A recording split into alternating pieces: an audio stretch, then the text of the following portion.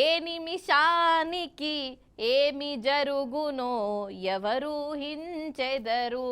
అబ్బా, లవకుశ సినిమా ఘంటసాల పాట. కానీ ఏమన్నుంటాదొల్లా. కానీ ఈ పాటలు చెప్పినట్టు 100కి 100 వాళ్ళు నిజం.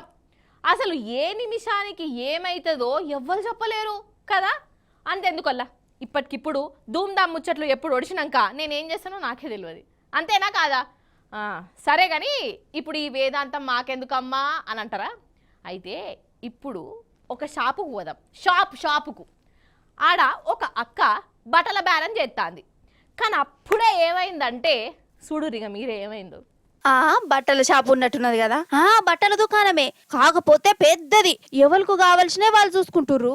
గీ అక్క కూడా కావాల్సిన బట్టలను ఎంకులాడుకుంటుంది. అప్పుడే ఏమైందంటే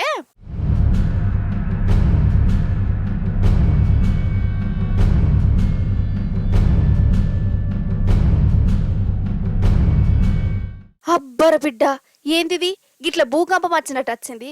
ఇంతకు ఈ అక్కేంది పక్కకు పడిపోయింది ఎవరు? ఏది మళ్ళోసారి స్లో మోషన్ లో చూయించే, నీకు పుణ్యం ఉంటది గాని.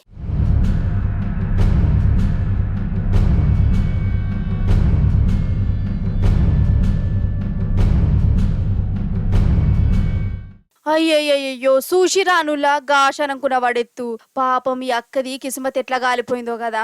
కరెస్ట్ అక్కడ అడుగు పెట్టంగానే నేల గుంగిపోయింది. పాపం ఆమె లోపలనే దిగబడ్డది. అసలు ఎట్లున్నదో ఏమో లోపల.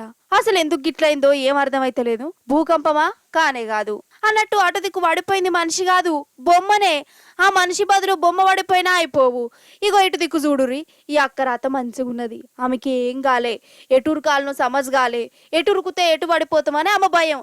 అసలు నన్ను అడిగితే ఈ బంగ్లా కట్టేటోడే చక్క కట్టనట్టున్నది, అంతే కదా.